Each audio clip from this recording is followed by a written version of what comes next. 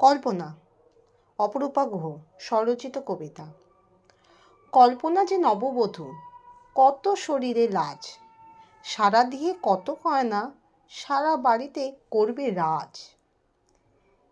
কিন্তু কই, তার তো কোনো কথাই চলে না আজ, সুন্দর চেহারায় পড়েছে বড় ভাঁজ। বাড়িতে ওই বউয়ের নেই কোনো অধিকার, জীবনে কোনো সিদ্ধান্তে নেই বিশেষ অগ্রাধিকার। তবু প্রায় মার এসে পড়ে নিভিয়ে আলোর বাতি, কত যে কেঁদেছে রোজ নিমেষেই রাতারাতি।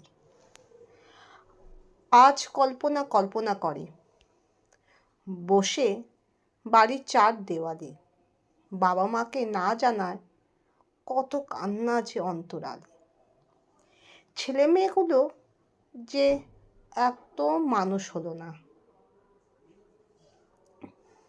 বিয়ে করে সেজেগুজে বধূ কোনো মর্যাদা পেল না। ধন্যবাদ।